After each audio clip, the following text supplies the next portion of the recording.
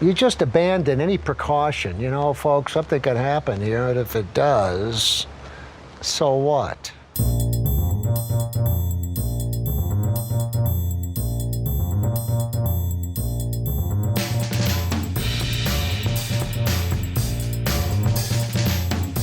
Hey friends, welcome to Nathan for Us, a Nathan for You podcast. My name is Kelly. And hi, I'm Megan.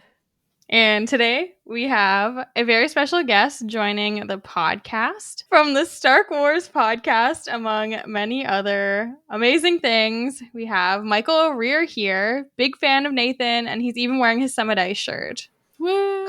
How are you doing, partner? I'm getting my Southeast American accents going for you guys. I'm good. I'm really glad to be here. Thanks for having me. Of course, anytime. Do you want to hit us with a little bit of your background with Nathan for You and how you found the show? Yeah, and I think like one of the cool things to have like tracked with like fans is like how they heard about the show, because I feel like a lot of people like they either saw like the viral pig clip, or maybe they heard about dumb Starbucks. For me, it was dumb Starbucks. I was very aware of that on the internet before the show came out, and I was like, "What is this? This is hilarious! I love it." I hit the share thing on Facebook back in the day when that happened. So I loved the idea of dumb Starbucks, and then I found out that it was, and when was dumb Starbucks? Was that season 2? Yeah, season 2. I can't remember which episode exactly, but it was pretty early in the run. I think it had just been after season 1 had finished. Yeah, so I think by like in between 2 and 3 is when I started watching. So, but yeah, I just fell in love. And here's the thing: like, I don't like, and this is probably like weird of me, but I'm not like a comedy guy. Like, I don't really like comedy movies. Like, the only real comedy show I like is The Office.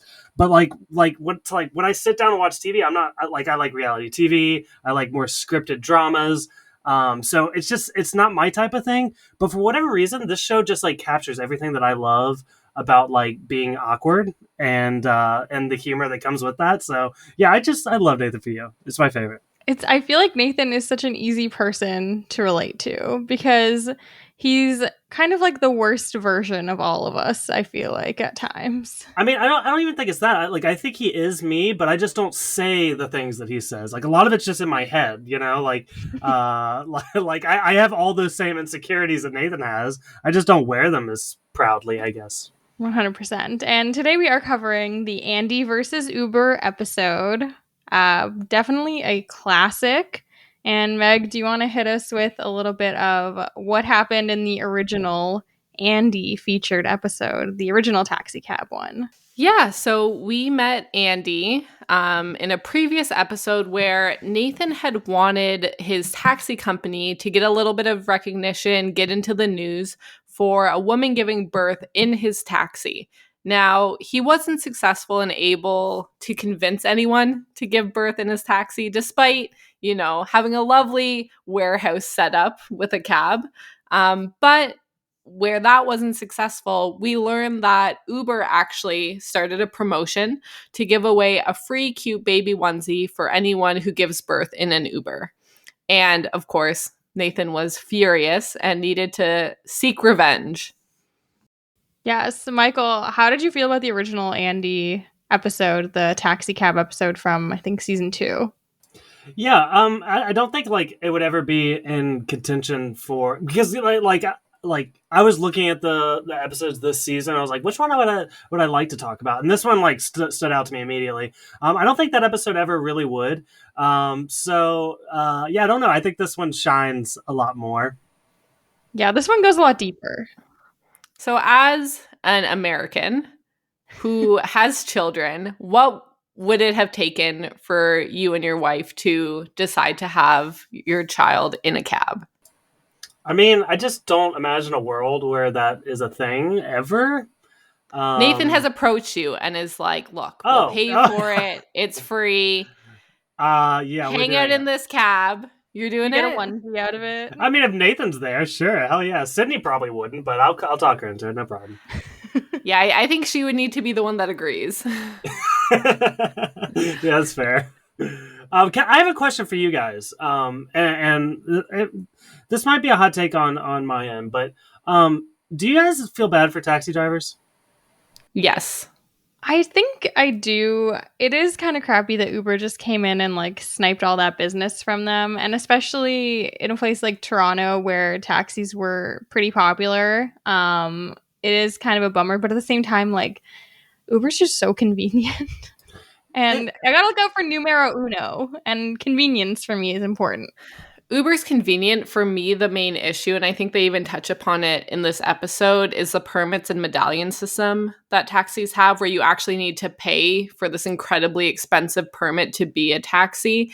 And so to completely remove that from the equation and allow anyone to do it, there probably should have been some in-between steps to reimburse taxi drivers for that, or there should have been something in place for them.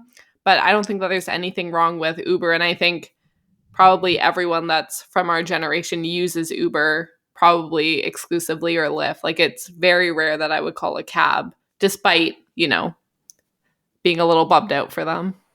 Well, here's my take. I think taxis are a scam, and I think they always have been. I think that they've always overcharged. And listen, I've never been like I don't. I like to drive myself around. I have a car.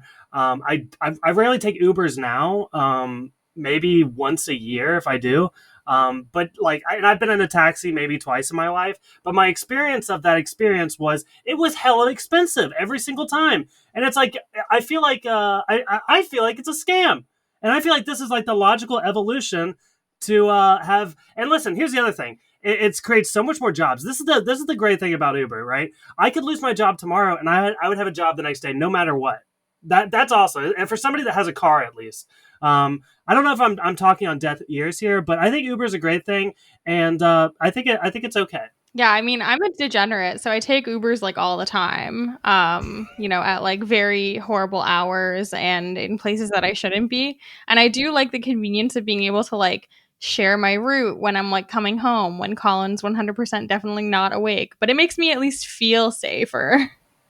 Fair. Yeah, I have not found that Ubers are cheaper than taxis. I think there's a lot of cases where if you check, taxis are actually cheaper, especially when there are surcharges. So I think it depends. If you have the time, like especially when we're at the airport and stuff like that, like I'm going to take the cab that's sitting outside that has set rates. So I think it depends on the time and the place, and are Ubers even accessible to that area? So yeah, I'm not as up in arms about it, but I do understand that there is this glaring issue of you're now letting people do the exact same thing for free that like the country would charge people for. So to me, there's an issue there. Not that I'm a taxi driver or really have any right to comment, quite frankly. Bunch of non-taxi drivers talking about whether or not this is okay. All right, we can move on. Policy issue, as most things yes. are. So, yeah. Above my pay grade. Yeah, this is not the Uber driver's fault. It's not the taxi driver's fault. It's the system, man. Yeah, break it. Goes all break the way to wheel. the top. Yeah. Get on your tinfoil toques, motherfuckers. Oh my gosh. So the idea that Nathan comes up with for Andy and him to be able to kind of get back at these taxi companies is that they want to recruit a whole bunch of disgruntled taxi drivers who are going to sign up to be Uber drivers. And then the idea is they'll essentially infiltrate the Uber network and get a bunch of bad ratings and reviews and just make Uber look really bad to a lot of customers. And if they are able to get enough people, then this could really take down Uber from the inside. So do we think that I'm always curious because like a lot of the obviously all of his skits are like completely outlandish, but this one in particular, it seems like do you think that they ever really planned on like ever going through with any sort of like actual sleeper cell? I mean, I believe that they would set up the sleeper cell, but then would they actually command them to like try to do anything horrible, like release fart spray in cars and stuff? So I want to say no, but I bet somebody somewhere has tried to do this. There's no doubt in my mind that this exists somewhere. Yeah, so there's an active sleeper cell in the Uber ranks now. is what you're saying. That's what I think. Okay. That's what I think. Fair. I would believe that as well, because it does Yeah. feel like it's such a contentious issue. I mean, we Yeah. were just all heated about it, just the three of us, and none of us even drive taxis. No? Not at all. Barely ridden in a taxi, just to be clear, like twice in my life. So Now, I did really want to touch on the fact that Andy has created this amazing karaoke taxi, and I felt Yes. like that would appeal specifically to me and Kelly. Michael, are you a karaoke guy? no, why would I agree to embarrass myself like that? Listen, I can't sing, and it's not even a thing like where I would get drunk and be like, "Ooh, I can sing, and this will be fun." Like even in my worst state, I would never think that it would be a good idea for me to do that. Again, like I said, I'm like Nathan. I've got too many insecurities for this. Oh, a better man than me. That's for sure. I don't think people who can sing should do karaoke. I think it's like the bad singers club. We don't want you there. Yeah, okay. You're good on your own. Go to an open mic night, my friend. You have talent. Karaoke is a sacred space for those who cannot sing, where we all just, we know what's up. We're singing for passion, for love of the music. We're having vibing. having a bumpin' little cab ride with your bud Andy. Here's my next question though. Like I can see where the act of doing karaoke is fun, but do you like to see other people perform karaoke? Like if you were to go to a bar and it's karaoke night and like there's like a bunch of people up there doing karaoke while you're having drinks, like is that what you want? Absolutely, every Thursday in university. Okay. Yes, we used to go to a bar in our university town that was super cheap. I think like all of the drinks and stuff were like under $5, and it was karaoke basically every night. It was Yeah. absolutely incredible. And they had Toonie Tuesdays, which was $2 Yeah. drinks. Yes. I feel very out of place now. I'm sorry. I'm sorry that I've stepped on this sacred place for you guys. Well, one of our friends has like a very specific move that he pulls when we go to karaoke, or he used to. He's engaged now, so he doesn't do this anymore. But when we used to go to karaoke with him, he might still. he might still do it, honestly. He doesn't listen, so we can say that. But when we would go out places, he would always he first of all, I should set this up by saying that he is a good singer. Like, probably should not be doing karaoke, should be at open mic night if we're going, based on what Megan said earlier. But he will ask our server or like a waitress at whatever place we're at if she'll be his Jasmine and he's Aladdin, and then they sing A Whole New World together. And he does this every single time. And the servers are always like so smitten, like so excited about this. It's the ultimate move. I just remembered something that I had to bring up because I feel like we're about to scoot past it, but I don't want to. Did you guys catch the moment with Lucky the dog and Nathan at the very beginning of this episode? Oh my God, how can we forget it? Because I never noticed it before, but it is kind of like a theme that like dogs don't really like Nathan, and you see Nathan try to pick up Lucky, and Lucky does not like that at all. Gets the hell away from Nathan ASAP. It's so wholesome that they named their operation after him. Yes. Does Nathan have like cat energy? Yes. Is that what's Actually, going on? They zoom in on his phone at some point during the episode, and his background is his two cats, and I was like, nice. Same, Nathan, same. That tracks. I feel like I'm in the middle. Megan has 2 cats, Michael has 2 dogs, and I have 1 of each. I feel that I have the most peaceful home life, to be honest. Probably. Honestly, it seems based on our pre-pod discussions. Yeah, it sounds like Michael, your home is constantly getting destroyed. Yeah, there's a lot of destruction, and then the 3 kids I don't help either. So yeah, woof. Literally. Okay, Wolf. I have one more karaoke story, and I would like to know your opinion. So Kelly probably knows it. So I did go to karaoke one time, and it's the place that we would go to in university all the time. Chainsaw for any Ontario. Well, I guess Ontario might be a bit far. Anyone that's from Waterloo will know Chainsaw. And so I got invited to this girl's birthday. And she was like very into musical theater, did a lot of plays. And so this is a group that can sing. So we're sitting down, and I am not a singer. I do it for joy, but not for skill. And they all start warming up their voices. They're doing like, I don't know, scales. And I'm Vocal like, runs is what it's sorry, called. vocal runs. And I'm sitting there like drinking my drink, just, I don't know, trying to chit chat. And they're like, I have to warm up my voice. And I'm like, oh, okay, go for it. And one of the girls who Kelly knows, she goes and submits a song, but someone else submits the song before her and is on stage singing the song.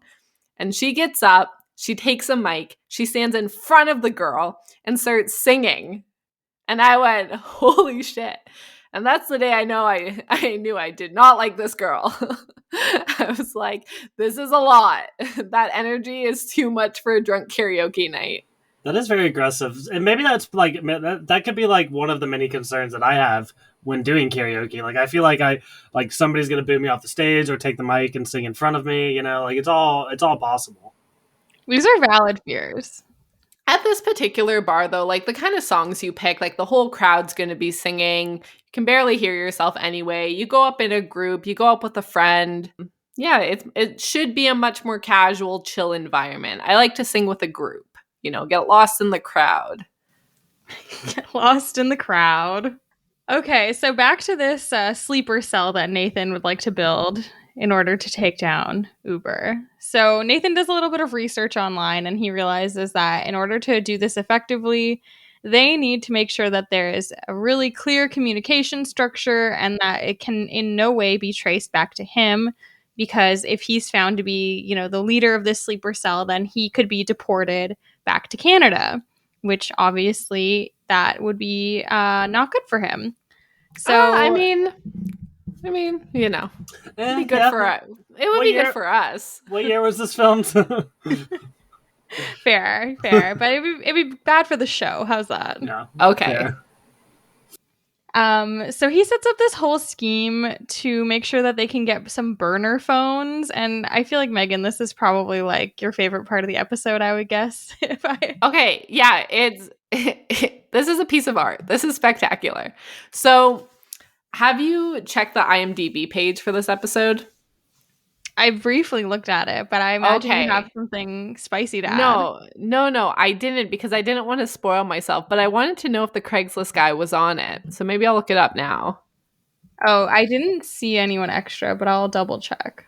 I searched the internet and there are people looking for this guy and I could never find that they found him. So this guy is the guy, yeah. Right? Like, I need this man's number in my phone. If I need shit done, this guy does not give a fuck. Like, oh, you want to hide money in a McDonald's cup in a bush? Like, don't worry, I got you. I am killing myself, dying to know how much this man was paid, because he must have thought this was the sketchiest thing in the world. Like, someone gives you a pile of cash in a very suspicious way, tells you to go and buy every single burner phone in a store. How much money would you guys need to get paid to do this? Or are you just there for the adventure? Honestly, I'd do it for like $300. I'd say like $1,000. I think the abandoned harbor is the part that really loses me. That sounds a little bit sketchy. We're taking it in stages. So first part, getting the burner phones. I don't know how much the burner phones, but this person needs to be paid significantly more than however much money was in the cup. Because if not, you're just taking the cup money and dipping, right?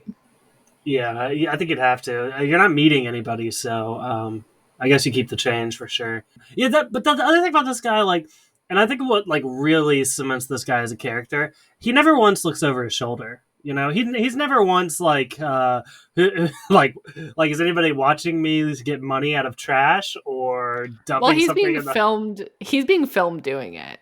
Yeah, but even if he knows he's being watched. It does he though? Oh, there's no way he doesn't know he's being filmed. Right? Did you see that outfit? He was so dressed up in his gray sweater and his blue bandana over his head, looking like Prison Mike. This man is recognizable. I could never know his name and walk past him in a mall and be like, "You're the guy." McDonald's cup guy. Yeah. Starts checking McDonald's cups and bushes all the time, being like, "Man, maybe there's money." Well, I think that's the real flaw with this whole thing is like why like because we oftentimes revisit characters in Nathan for You, and sometimes it's like, do we really need to, like, even Andy, it's like, do we really have to come back to Andy of all people, like, I guess the idea was worth it, but I feel like they kind of let this guy go. Like, this is a guy, once he does this, you want him back to do as much as possible, I feel like. He flawlessly executed the plan. This man is a ninja. He got in and out. As far as I'm concerned, he knew the assignment. He got it done.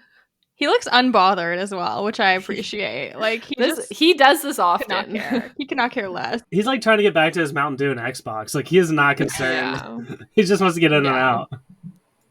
Okay, should we dive into phase 2 of the plan? Of course. Okay, so the Craigslist guy, who we know him as, was told to take all those phones to an abandoned pier at exactly 1:15 p.m. He would then find a waterproof pouch hidden inside a white first aid kit at the end of the dock. He is then instructed to put all the phones in the pouch, hook the base of the pouch to a nearby cinder block, and throw it off the pier where Nathan is hiding underneath in a scuba diving suit ready to collect the phones. Okay, do we think Nathan got scuba certified just for this bit, or was this just something he already had done? Do you need to be scuba certified to scuba dive anywhere at any time? I think so. I'm sure he did it anyway. Especially on like a set of some sort with a production company. I feel like they would want to take. But I guess my initial thought is, was it even Nathan? Like, there was no. Do we like actually see Nathan in the suit? I don't think so. He was in the looks suit. like Nathan. Okay. Mm-hmm. It could be a lookalike, though. We know that there's many of them running around. He has a roster of them. Yeah, exactly. Yeah. I mean, what do you think was going through this guy's head when he's doing this, though? Like why does it have to be underwater? The whole plan is sketchy, but this part's like particularly weird. Like, I don't know. Again, maybe he probably just wasn't even considering what the deal was. He's just doing it. This guy strikes me as the kind of person who possibly just like replies to everything on Craigslist and will do whatever you ask him to. Like, I bet if going back to like last week's episode, the chili shop, he probably would like come in and be the model for, the chili undergarment. Yeah, it's just a career Craigslister. Yeah. Gotta love him. I don't even know what to search to find weird Craigslist requests.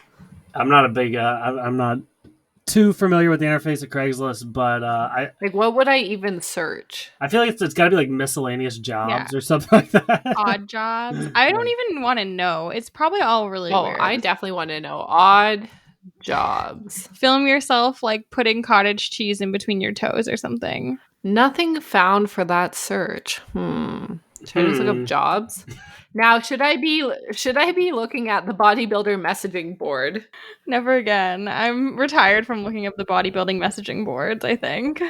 You seem to. I feel like you look like you just found a job. Wanted female social drinkers. What? Oh. For what?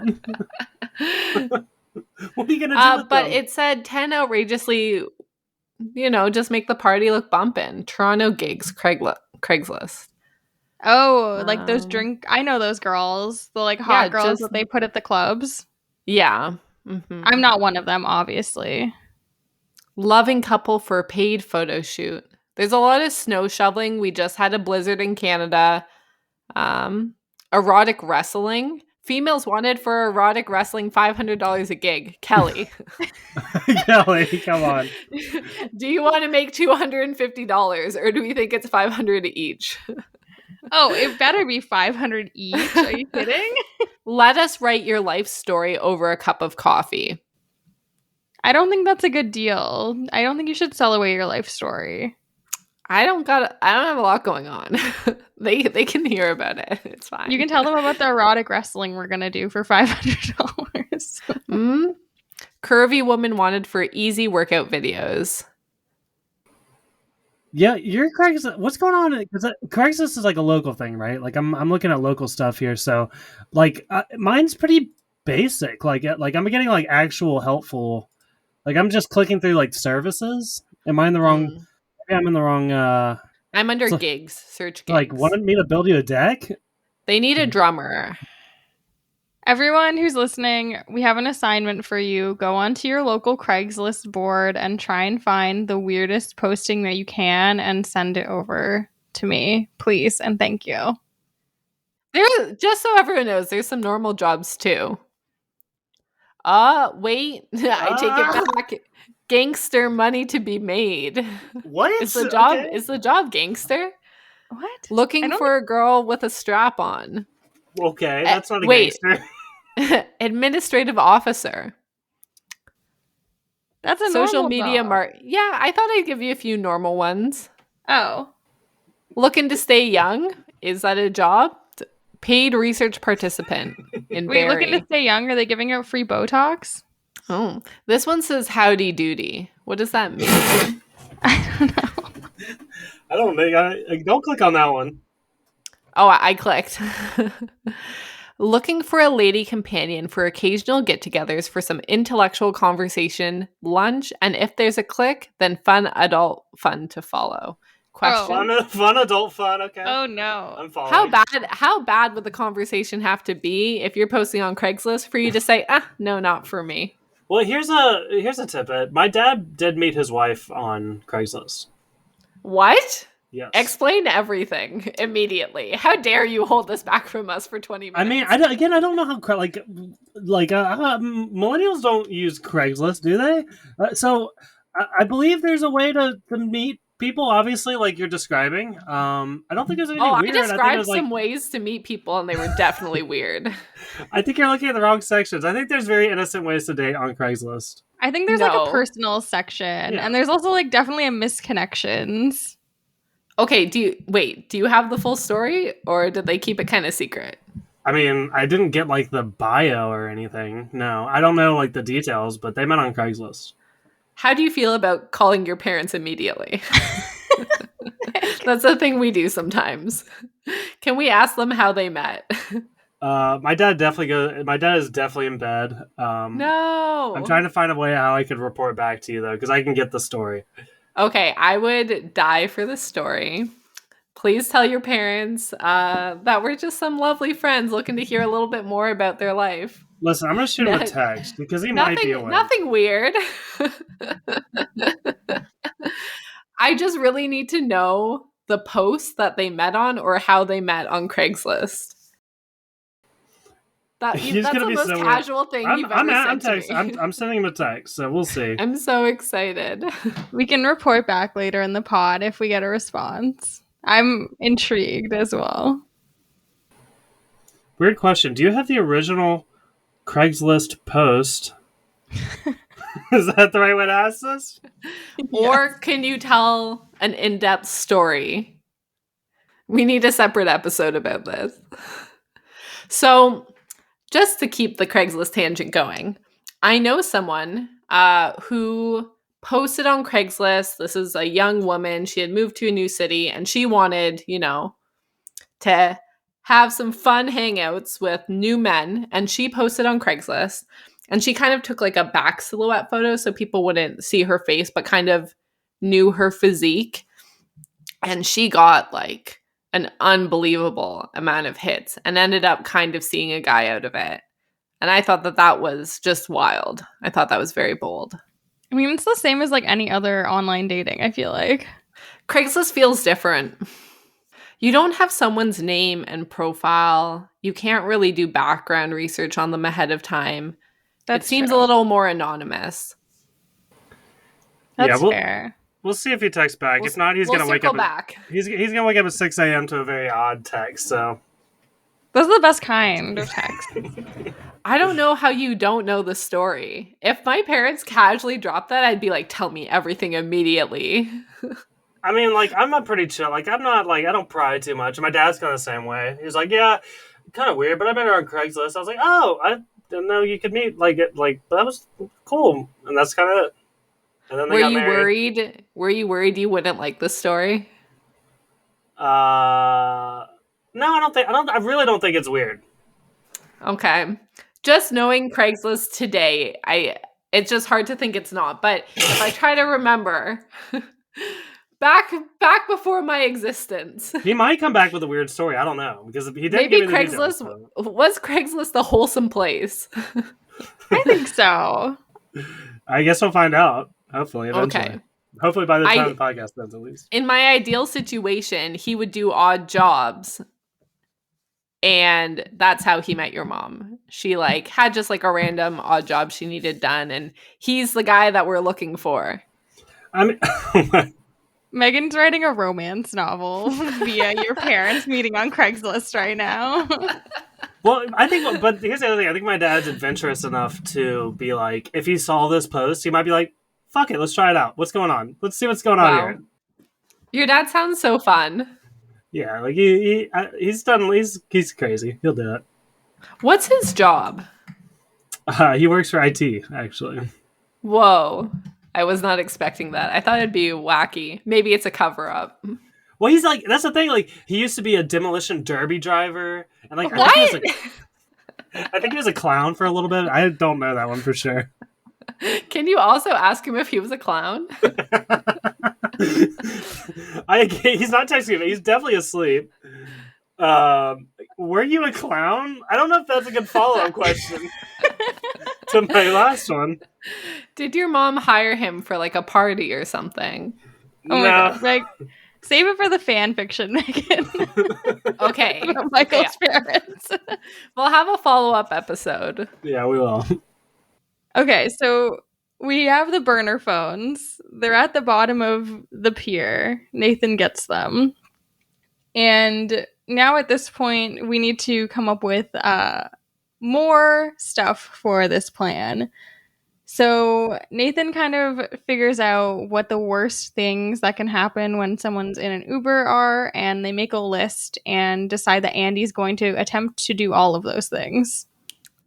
I mean, good idea. Yeah, does anyone have like a power ranking of which one you think is the worst out of the ones that we see them do? I don't know if I have the worst, but I think I know the best. And here's my second hot take. Mama Number 5 is not the worst song ever.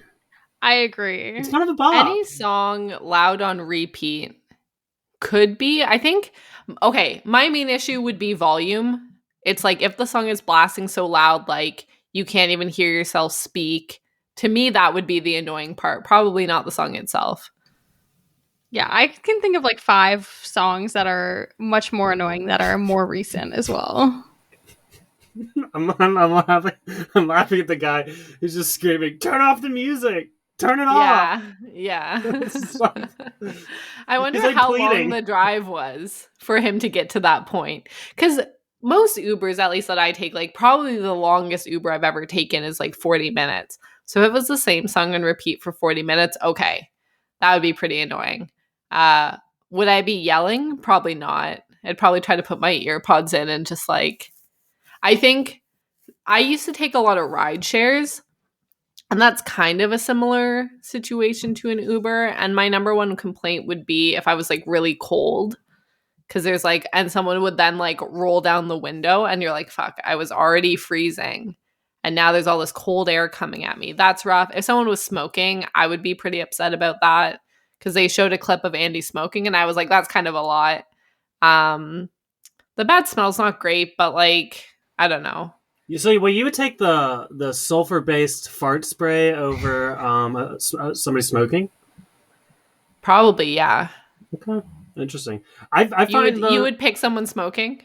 I am a recovering smoker, so I don't actively smoke, but I think probably it's just soothing for me still. But I don't think it's like that would be like in my top 10 things that I wouldn't like somebody to do. Oh, okay. I've never smoked a cigarette, so that's probably where. Okay, that's fair. I feel like I would be the most upset if they got lost. Like, depending on how lost, especially. So a cab driver getting lost is also very scary. Like, Yes. when a cab driver goes off their route, I'm immediately like, fuck. Like, it just, whether it's an actual bad situation, which I've never been in, but it just immediately makes you concerned, and you're like, why aren't you going on the planned route? Like, why Like there needs to be an explanation. Like I've had a driver take a route, but it's like a much worse route. Like it was way longer and it just immediately makes you concerned. So that one's probably the worst, actually. Yeah. I have been in an Uber that got into a car accident too. Ooh. And that was pretty annoying. And Did you have to get another Uber from the accident? Man, it was a whole thing. I've also been in an Uber that got pulled over by a cop, which was like insane. Like that was very awkward. And I just like had to sit there, and I was going to present like a thesis. So I was like late, and I was like in like full, business attire, and I had like a giant poster board.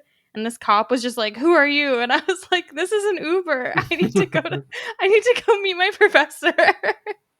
So let me ask you, like, are you how many stars did they get? I felt For bad example. because he got like a $300 ticket. That's what I'm So I saying, gave like- him 5 stars. Yeah, it clearly sucks, but what about the Like, wreck? what do you do? That one, I don't think they made me rate it. I think it like lets you Oh, not right. do anything there. But If your Uber driver gets into a car accident, do you stay or do you leave? That's not like. Do we have to like wait for the cops? Am I like one of the witnesses? yeah, it was not like anything crazy. I think they just like bumped someone else's car, but like obviously they have to stay because like I was Yeah. in the car and I was like, well, I'm just gonna walk or take the streetcar or whatever. Yeah, if no one's physically hurt, I'd be like, you have my number. If you need a witness, call me, but I'm gone. Like, I need to move on. I don't even know if I'd say it. Like, I'd be like, I was asleep. I don't know what happened. I gotta go. Yeah. Just get me out of the situation. But yeah, getting pulled over was definitely the worst of the worst Ubers that I've ever been in. Mm-hmm. So, out of the 3 behaviors that Nathan said he assumed people hated the most, he had bad smell, bad music, offensive joke. Why don't we rate those ones? Okay, do that again. Bad Bad music. smell, Okay. bad music, offensive joke. I think offensive joke would be number 1 for me because like the other 2 are kind of like, okay, bad smell, maybe it's like maybe they have a medical condition or something. And bad music is subjective. But offensive joke is just like, well, you're clearly just a bad person. I would say that offensive joke, though, is probably the shortest experience. Like, you could say something terrible, but then it's done. And I have something to complain to people about later. That's Bad true. smell is probably the worst because it probably lasts for the whole ride. And then bad music, again, you can try to like put in your own headphones or something. So I would go bad smell, bad music, offensive joke.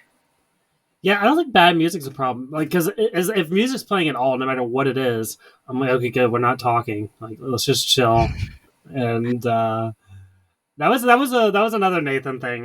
Talking in taxis. I don't know where you get it. I don't remember what you guys said on that, but I'm not about it. I like that you got to pick your topic. Yes. Yeah, that's true. It like gave you a good starting point. It's like, oh, tell me everything you know about this thing. I normally chat at least a bit. Yeah. If they want to. Yeah, depending on where I'm going, I think too. Like if I'm on vacation or something and I've had like, a couple drinks, then like, yeah, I'm sitting in the front seat and I'm talking to the Uber driver. Like 100%. So they decide that Andy is going to start giving some bad cab rides to start seeing if the sleeper cell would work. So they send Andy out. He blasts Mambo number 5 on loop, and we see scenes of this guy yelling at him to turn it off. He is playing loud music. He's squeezing this sulfur-filled bag to make the car smell really horrible. And you see a woman continuously asking him to roll down his window. And so this seems fairly successful. They're able to nail down a few items that really bother people. So they decide that it's time to start recruiting people. But Nathan wants to remain anonymous. So he goes to a hospital and he gets bandages wrapped all around his face, and he wears glasses to pretend to be a burn victim.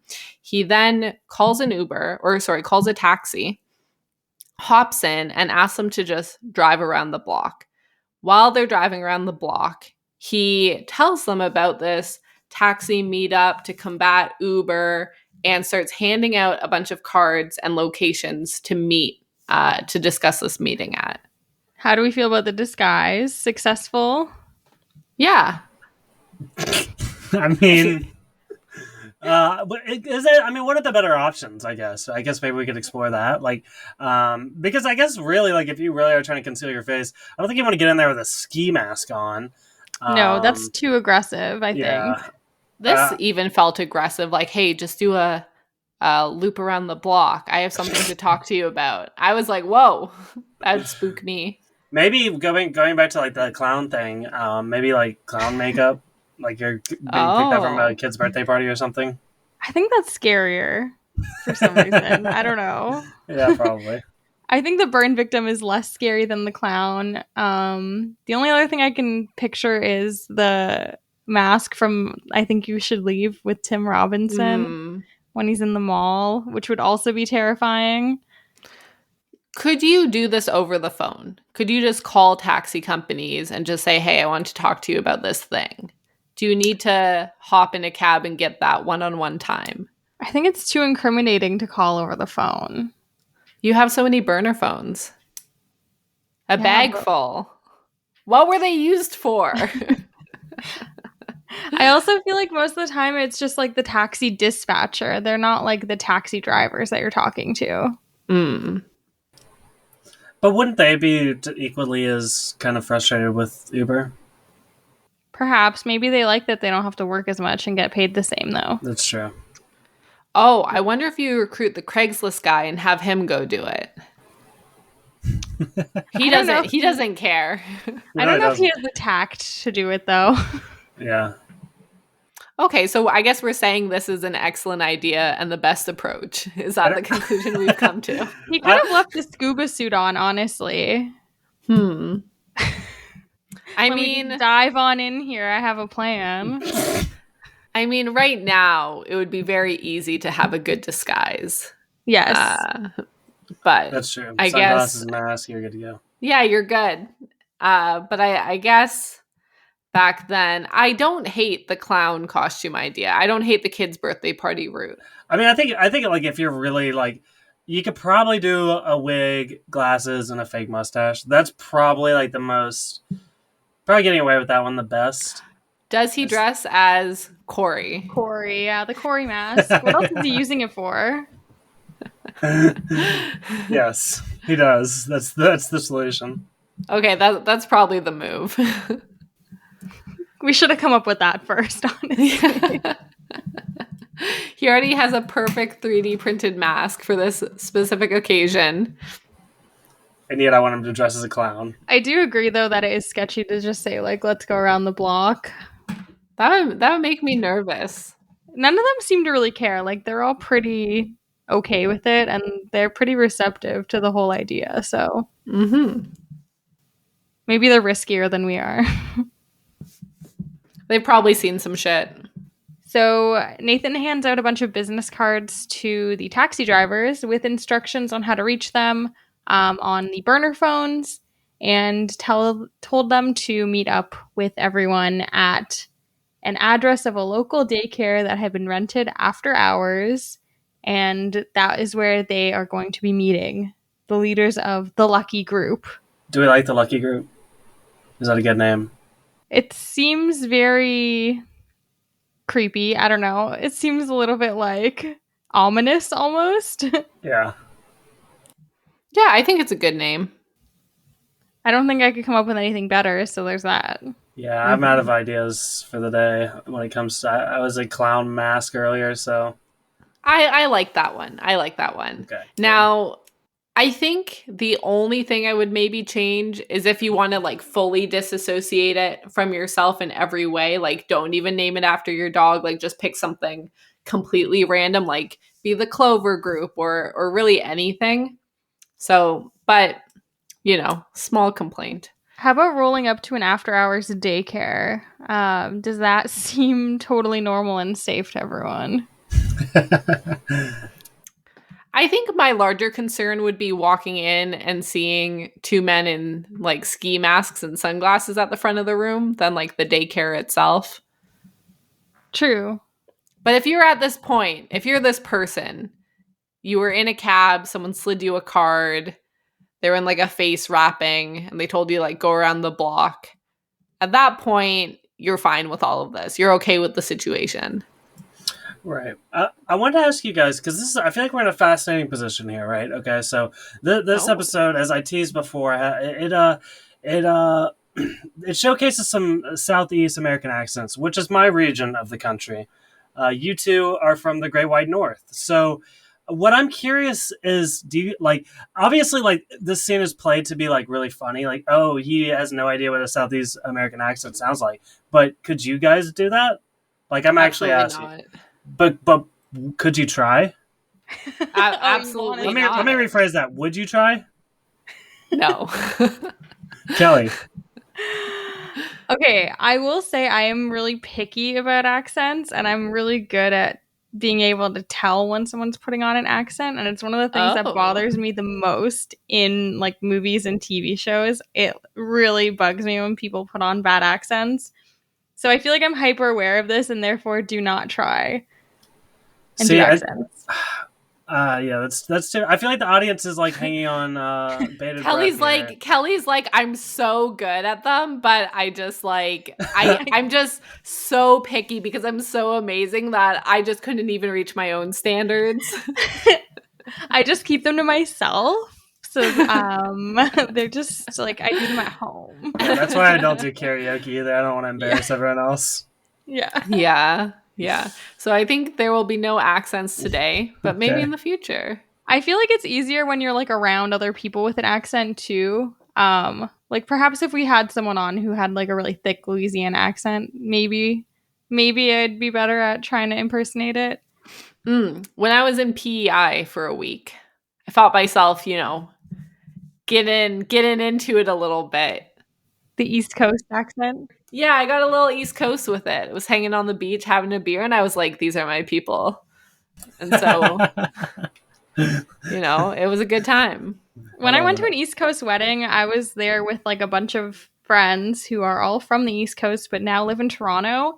And while we were out there, like, I was like, all of a sudden, you guys sound so East Coast, like totally different. And I was like, you don't sound like this in Toronto. Like, what happened? Sometimes when you're surrounded, like my stepdad is Indian, and like here in Canada, like he sounds, there's no accent. When he's at home in front of his mom, it gets turned on a little bit. It's just like when you're surrounded by like people, I don't know. I think it's even like you act a little bit more like them. You pick up the same mannerisms, like code switching, I think is the correct terminology. Yeah.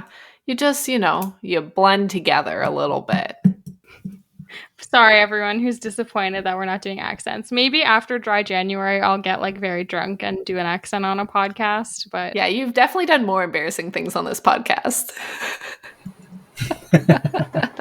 I don't know what you're talking. I don't even know what you could be referring to, but I resent that comment, and I think you're wrong. I've never done anything embarrassing on the pod.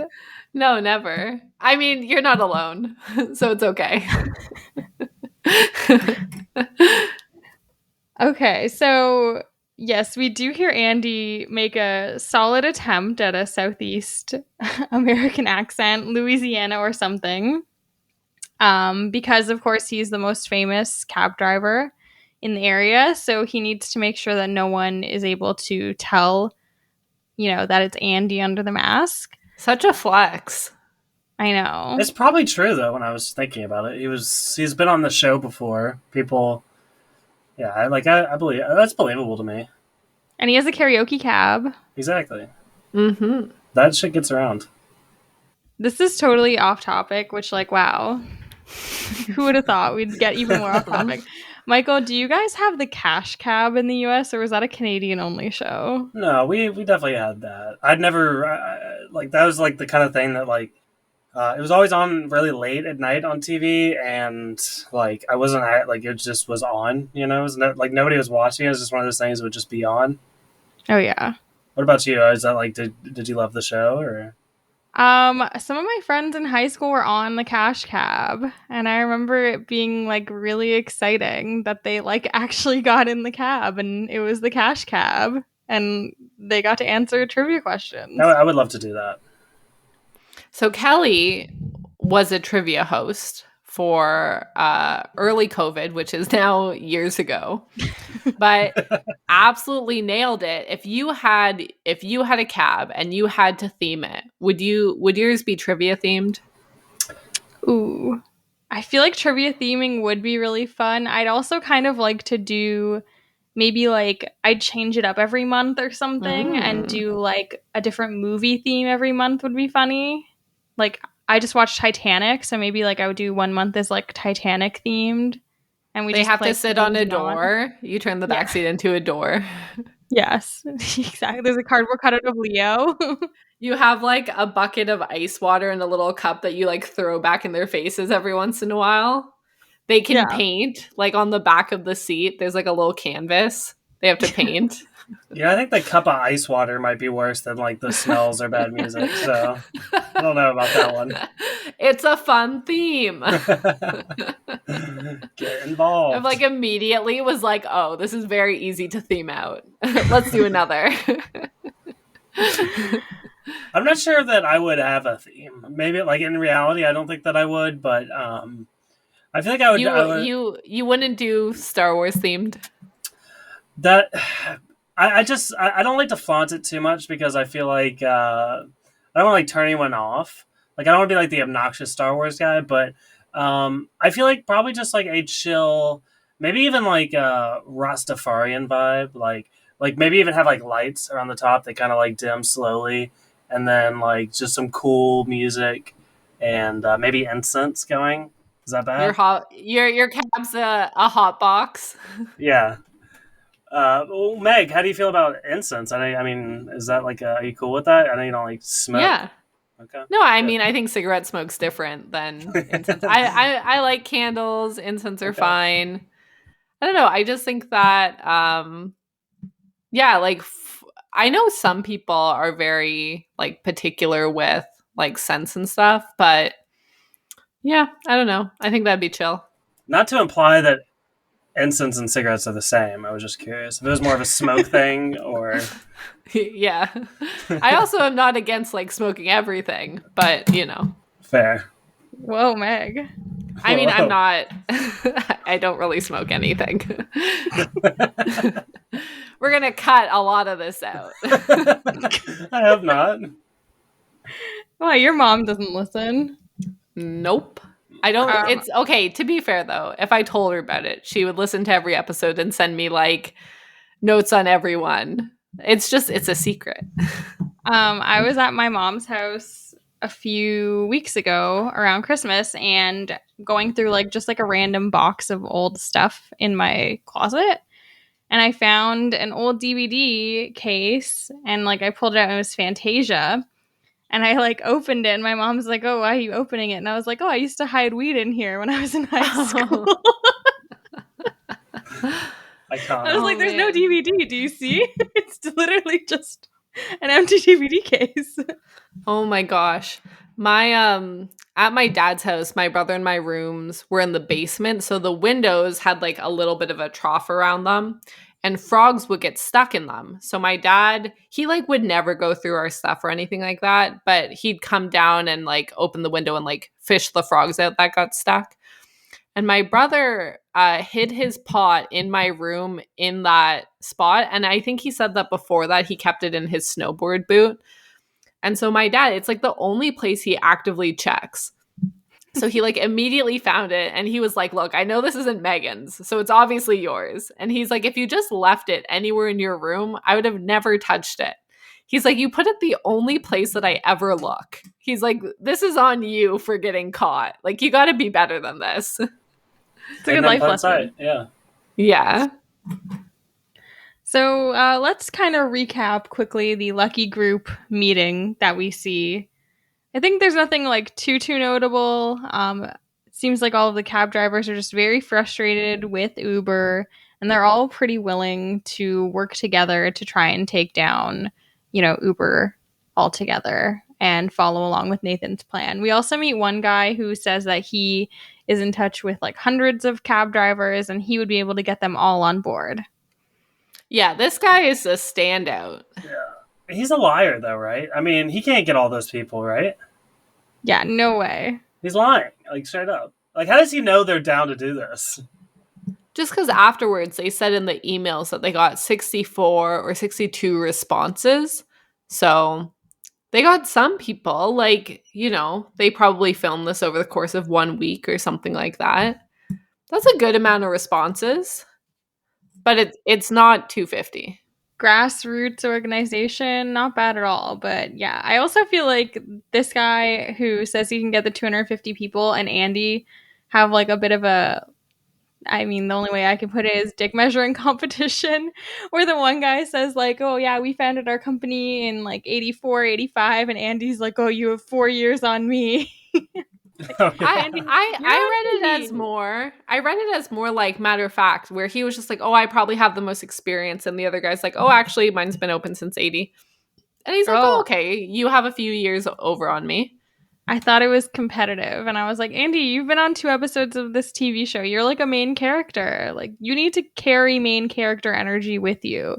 You don't need to stoop to this level. I don't think it was necessarily like a competition, but I do think Andy walked away with his tail tucked between his legs after he had learned this a little bit. Like, he kind of got knocked back on his butt. Like, ooh, maybe I'm not as hot as I thought I was. Do you think this impacts his decision to become an Uber driver later? He's like, I'm not the top dog in the taxi industry. That's a good way to, because again, he thinks he's the most famous. He thinks he's the best. He thinks he has the most experience. So, yeah, when maybe people think taxi, they think Andy. And now he's like, I don't even know anymore. It's a bit of an identity crisis. Yeah, this is his villain origin story. I like it. In a way. Yes, so they end up with 62 signups, and they decide that they're going to film a video to send to Uber. Honestly, the only way I can describe that video is like terrifying. Yeah, I wasn't expecting Sequesterbot to show up here, but that's absolutely outrageous. There's explosions. Like, it starts with like a couple car crashes, and then it's like literally like cars exploding, and then riots in the street. It is completely, it's scary. Unhinged. Yes. I thought it was the appropriate level of unhinged for the threat. If you're gonna threaten someone, threaten them. Wow. Like, I'm gonna make you make all of my sleeper cell videos. I mean, I can edit together random clips of chaos. It's just so funny, the juxtaposition of them like opening fart bags to like exploding vehicles and tear gas. That's what they actually show in the video, just like a hand sticking to the other seat and like squeezing a little bag open.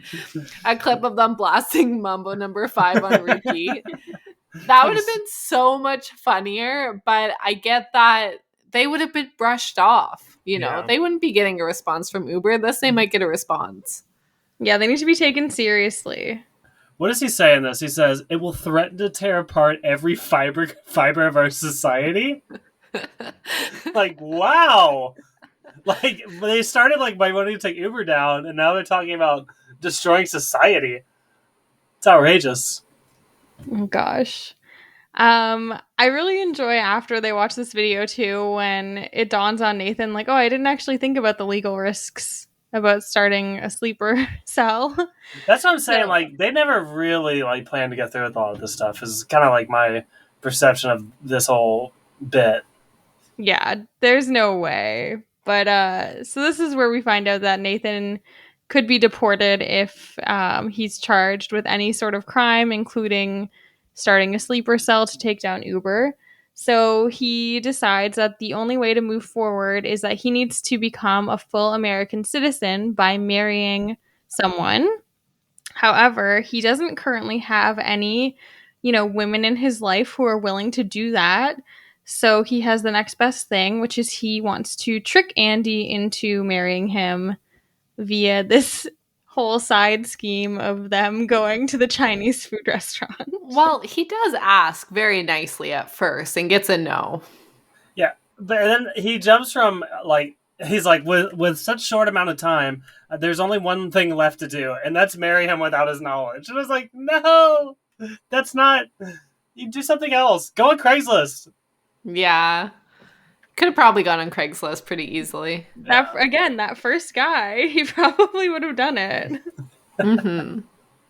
But I mean, this whole scheme is so wild. This is probably my personal favorite part of the episode.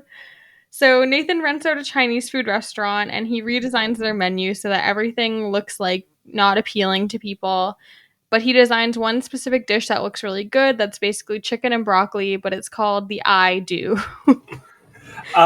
Before we go on any further, I did do my due diligence here, and I paused and I tried to write down as many of these items as possible. And I want to like gauge you guys to figure out what you think is the most appealing. Okay. Oh, God bless. Yes. Okay. So we have skunk and rice, prime rat served cold, broccoli and alligator snout, caterpillar with butter, sugar horse broth, animal blend, turtle face and vegetables, tail hair on, soft teeth with sauce, and skunk dumplings.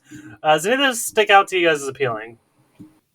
If I had to pick, Yeah, if I'd you pick do the have to pick. alligator one. I was true. thinking that too, the alligator snout. And now it's not that I'm saying it's appealing, it's just like the best of the worst. The soft teeth. The soft teeth sound like the worst. Soft teeth? What creature has soft teeth? Yeah, how soft can they really get? And I love the least appealing to me is tail with the hair on, and because it doesn't clarify what kind of tail. Just tail. I'm sorry, these crack me up. Whatever like intern wrote those, 10 out of 10 job. Yeah, I was thinking animal blend would be good. So I think we're all saying we would have also picked the I do dish. Yes. Yeah, I think the I do is the best option. But it would have been really fun if Andy was like, I'm feeling adventurous today. Give me that cold rat. Let me try that animal blend. Yeah,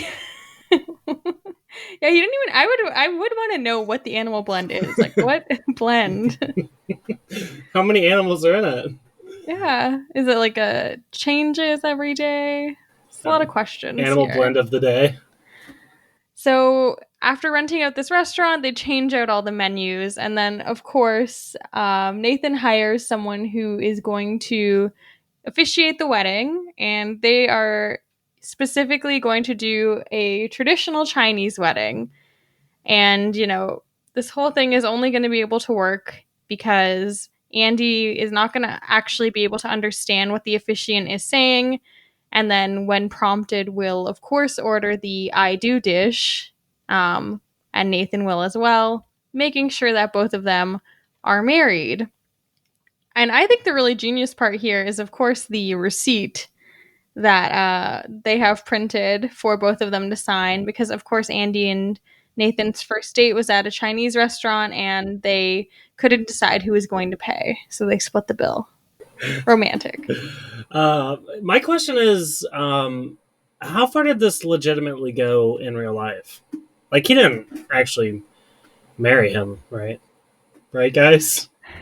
I think, and I don't know at what point, I forget at what point in the series this changes, but there was a big chunk of the show, if not all of the show, Nathan was married.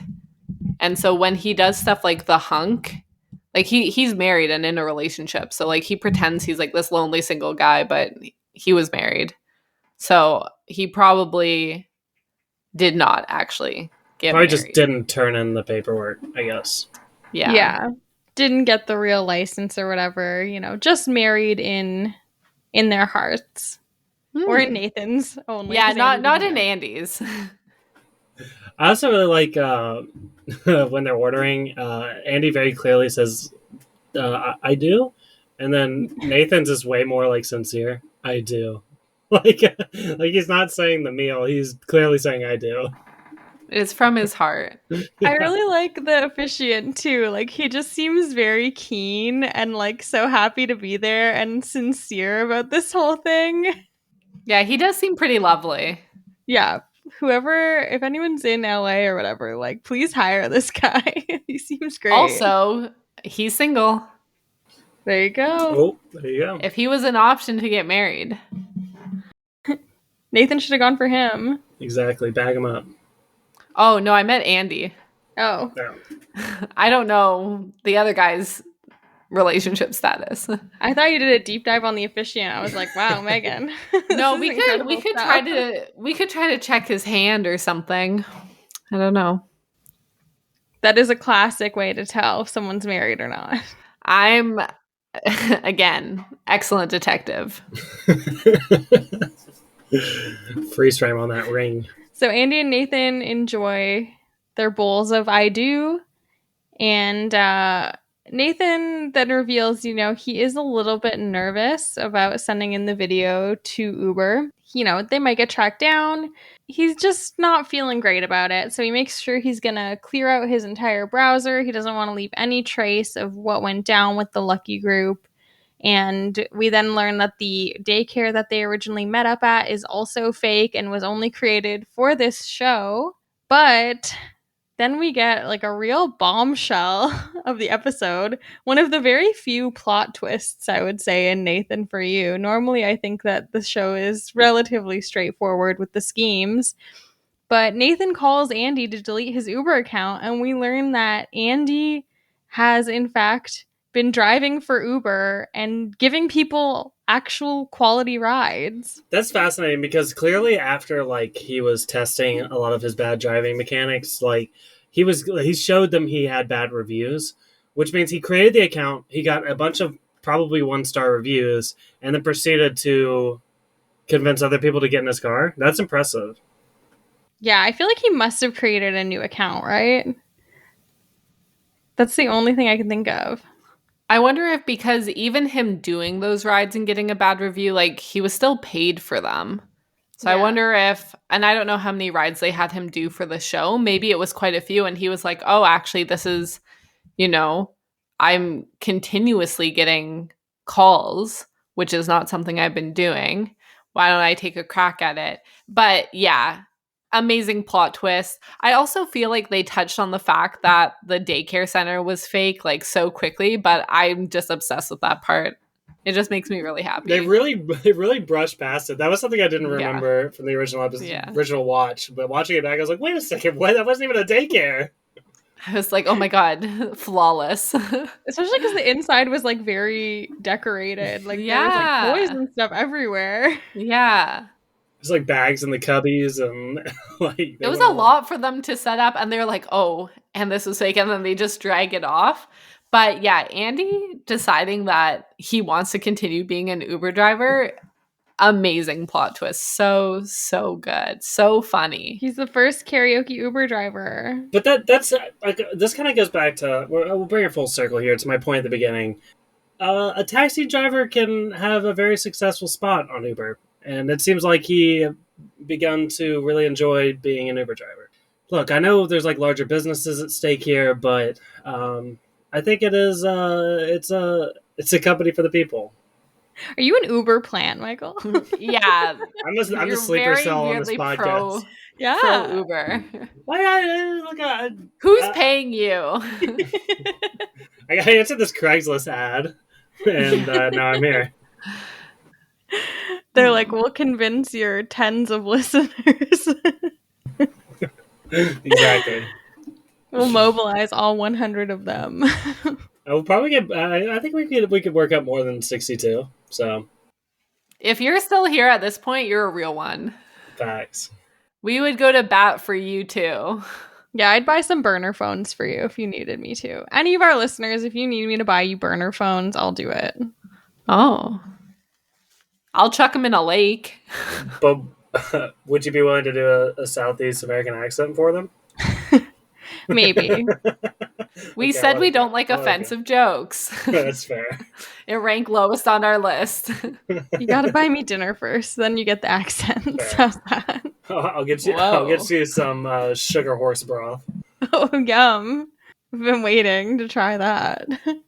So Andy, yeah, he's betrayed Nathan here. Nathan is pretty upset, and we get this very heartfelt montage where Nathan's talking about progress and how things have been replaced over the years, and that Andy didn't want to move forward, so therefore the marriage can't work. It's all very dramatic and sad. Yeah.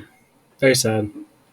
And it makes sense. I mean, they weren't really married in the first place. There's no reason for them to stay married at this point. So Nathan goes and meets up with a divorce lawyer who seems very unimpressed the whole time.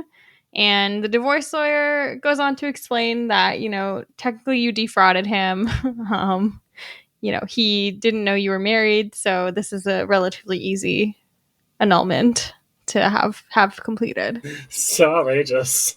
This divorce lawyer, I don't know. He just seems I'm like, does he not know what show he's on? He's so dry. I mean, I think that's a question throughout this entire series is, what do you think you're doing right now? Yeah. My main question is for the Craigslist guy. Well, we have many questions for him. When are you coming on the podcast? Is this the weirdest job you've done? And I think the answer is probably no. I would venture to guess not. Honestly, we could probably find him on TikTok. Oh. I feel like TikTok is really good about finding people. I don't know if you guys are keeping up with this West Elm Caleb story that's unfolding currently. Mm-mm. By the time this episode comes out, that might be old news, but there's a guy in New York City named Caleb who works at West Elm who's apparently been love bombing girls all over the city and then ghosting them. Oh, damn. And someone posted about him on TikTok, and the girlies are mobilizing. Yeah, take him down. Yeah. Whoa. West Elm Caleb, if you're listening, sorry for blowing up your spot. I hope he's listening. We have our eyes on you. That'd be a plot twist in itself. And then we get a little post-credit scene of someone singing Yankee Doodle in the back of Andy's Uber, which would not be my personal first choice for a karaoke song, but good on that guy. I like the enthusiasm from Andy and the random Uber driver or Uber passenger. Yeah. I guess this makes, because again, I'm very agnostic on the whole karaoke thing, but I mean, do you actually, is that a thing? Do you have a go-to karaoke song? Oh, hell yeah. I feel like everyone has a couple hits that you're any given time you're ready to go. Meg, what's yours? Mambo number 5. No Scrubs. Easy That's for a people to classic. join in on. It's a bop. Yeah. What more could you possibly want? You don't need a wide vocal range. Yeah, I got very drunk the last night pre-pandemic, before they shut down everything in Toronto back in 2020. And I sang All Too Well by Taylor Swift at karaoke. Obviously, this is Wait, was it 10 minutes? No, this is pre-10-minute version being released. Okay. This is in 2020, so I was way ahead of the game. And some guy came up to me after and asked me if I was okay. That's what I'm saying. Karaoke's dangerous for my psyche. That's what they would do to me. Are you all right? You doing okay? At least someone's asking. True. I was like, I'm fine. I'm offended. But yeah, I feel like Teenage Dirtbag is a good go-to. Oh, Yeah. A fun one. Skater Boy, anything Kelly Clarkson. Oh yeah. Mr. Brightside. Kelly and I, when we took a trip to Austin, the two of us went to an emo karaoke night that the tagline was "Be sad, sing bad," and I was like, "Yo, tattoo that on my face." It was awesome. It was incredible. I think we only went because of the tagline, to be honest. It was so good, and our lame boyfriend stayed home. We were like, "What are you doing?" That's the one that might get me on board. Yeah. They just released that set list for that thing in Las Vegas. That's all the old emo bands coming back together. I'm down to do that. So I think that's how you might get me. That was my thing back then. You can pick a sad song from the 2000s if you want. It's up to you. Karaoke's in your hands. It's true, but emo karaoke is the best kind of karaoke because it's all all the hits. Yeah. And that's the episode. That's it. That's it. Did we talk about the episode at all? I think we did. I don't know. I don't remember. I don't recall. I do appreciate this podcast because it is like Aw. awesome conversations with a side of Nathan for you, really, which I don't think that's a bad thing at all. I think you guys hold it up well. So Oh, thank you. And thank you for coming on. Everyone should check out Michael's podcast. I'll let you do your own plug. Tell people where to find you. You should definitely listen to Star Wars if you're not already. And I need to catch up because I actually just watched Eternals. So I have not listened to your Eternals podcast yet, which came out a billion years ago. well, Feels like. first and foremost, did you like it or not? I was medium on it. I have some That's a things rare that I take. really liked. I think the script was not very good. Like the dialogue parts, I did not think were written great. Well, Star Wars is a big Eternals apologist. We do love Eternals so much. And you can find us anywhere you find podcasts. It's Star Wars Podcast. We talk about Star Wars and Marvel TV shows or movies that come out. Mostly TV shows. Like right now, we're talking about Book of Boba Fett. So if that's the kind of thing you're into, give us a follow. And you can also follow me literally on any social media platform at the Michael O'Rear. I'll put a extra emphasis on Letterboxd because I don't have enough Ooh. followers on there. If anybody's on Letterboxd at the Michael O'Rear, come see me. Yeah, everyone get on Letterboxd. It's the best kind of social media, honestly. Thanks. Kelly also has a Bookstagram that you should all follow. She posts fire content and spicy reviews. I learned this week there's a book I'm absolutely not going to waste my time with. Why? Because Lit with Kelly told me. And so now I don't have to waste my time reading some trash book. I'm only going to read bangers. This sounds like an actual advertisement right now. I Like a swear to God, sponsorship. if you don't follow Lit with Kelly, then you're not a real one. Now, just back to the Eternals. I have not watched it, but it did spark a debate in our group. Who do you think is the hottest man on the Eternals? Yes, between specifically Richard Madden and Kit Harington. I think Game of Thrones, I would say Kit Harington, but I think Richard Madden had it going on in Eternals. I feel like I nailed the answer. Oh, okay, Jon that's it. Snow is first, and then Kit Harington is actually third. Yeah. That Poor makes Kit. sense. That makes sense to me. I'm very excited I won't spoil what happens in Eternals, but I'm excited for what's going to go down with Kit Harington's character in future MCU. Yes. There's going to be some cool stuff. So, And I will listen to all of it on Star Wars. Meg, are you a big Star Wars fan? I dress up as Rey for Halloween for multiple years in a row. Oh, shit. Okay. And that's about it. I think the movies are fun, but I don't dig into it too much more than that. But I feel like I'm like the ideal audience. Like when I'm at the movies, especially the Star Wars ones, when the movie wants you to laugh, I'm laughing. When they want you to be sad, I'm sad. Like I feel like I go on the exact emotional roller coaster that they want the audience to go through. I feel like I'm their ideal watcher. Meg, we dressed up as R2D2 and C3PO for a couple's Look. Halloween costume and Look. famously lost. We lost to some store-bought bullshit ketchup and mustard costumes, and quite frankly, That's so ugly. I don't want to talk about it. That's so ugly. I just need to bring that up one more time. Yes. I love Star Wars. It's very fun. I think it's great. I don't get into like too much of like disliking it or like critically analyzing it. I'm just like a happy viewer. I'm just like loving life. That's a healthy way to do it. As we all should. I should not do it the way I do it, and that is by hosting a podcast and putting my heart and soul into it and being disappointed when things aren't great. Oh. But Book of Boba Fett is pretty great so far. You might be one of the few people to say that. I like it, but I don't think a lot of people do. Oh, I mean, I just think it's different and fun. That's true. But Somebody called it Spy Kids the Star Wars. You know that's probably why I what? like it. You know what? I literally watched Spy Kids like a week ago. I need to rewatch it.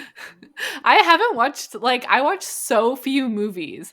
I don't even know how we decided on Spy Kids, but I think we started it as like a joke for half a second because I was trying to explain to Connor that like the kid in Spy Kids married Megan Trainor and how that was random. And then we just started watching it and I was like, I am not turning this off. I didn't know that. Yeah. It's We're all fascinating. learning today together. Oh, very nice. And I think we can end the podcast now. Yeah. That's your cue. Oh, if you would like to rate and review us, that would be great. Also subscribe. Thank you. Hey, you guys are on. Hey, tell them to do it on Spotify too. Yeah, you heard Michael. You Do can it do on that now. Spotify. You can rate on Spotify. So give these lovely ladies your 5-star reviews on Spotify. That's all. Yeah, we will not blast Mambo number 5 on repeat. We will not, I don't know, tell you offensive jokes. Yeah, I hope you don't think our jokes are offensive. But, this has been Kelly and Michael and Megan on your side.